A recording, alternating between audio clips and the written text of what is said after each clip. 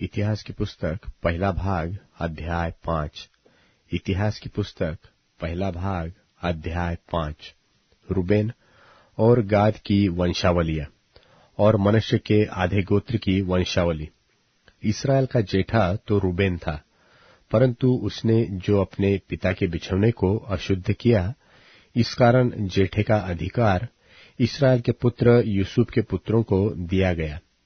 वंशावली जेठे के अधिकार के अनुसार नहीं ठहरी, क्योंकि यहूदा अपने भाइयों पर प्रबल हो गया और प्रधान उसके वंश से हुआ, परंतु जेठे का अधिकार यूसुफ का था।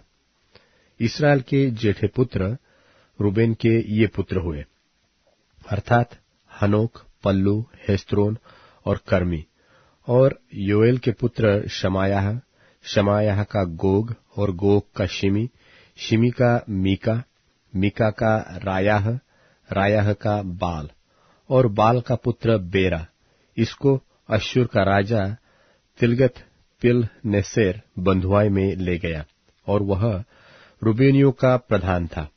और उसके भाइयों की वंशावली के लिखने के समय वे अपने अपने कुल के अनुसार ये ठहरे, अर्थात मुख्य तो येल, फिर जकरियाह और अजाज का पुत्र बेला, जो शेमा का पोता और योएल का परपोता था।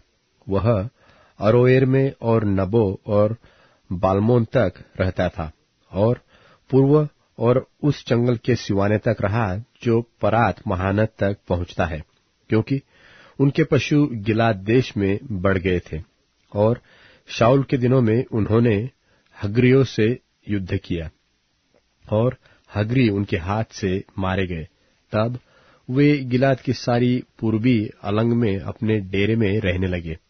गादी उनके सामने सल्का तक बाशान देश में रहते थे, अर्थात मुख्य तो योएल और दूसरा शापाम, फिर यानै और शापात, ये बाशान में रहते थे। और उनके भाई अपने अपने पितरों के घरानों के अनुसार मिकायल, मशुल्लाम, शेबा, योरै, याकान, जी और एबेर 7 थे। ये अबीहैल के पुत्र थे, जो हूरी का पुत्र था। यह योराह का पुत्र, यह गिलाद का पुत्र, यह मिकायल का पुत्र, यह ईशै का पुत्र, यह यहदो का पुत्र, यह बूज का पुत्र था। इनके पितरों के घरानों का मुख्य पुरुष अब्दीएल का पुत्र और गुनी का पोता अही था। ये लोग बाशान में गिलाद और उसके गांवों में और शारोन की सब चराइयों में उसकी परली ओर तक रहते थे। इन सबों की वंशावली यहूदा के राजा योनातन के दिनों और इसराइल के राजा यारोबाम के दिनों में लिखी गई।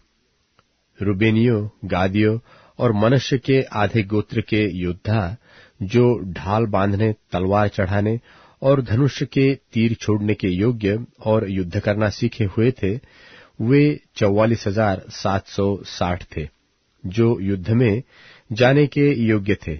इन्होंने हग्रियो और यतुर नापीश और नोदाब से युद्ध किया था।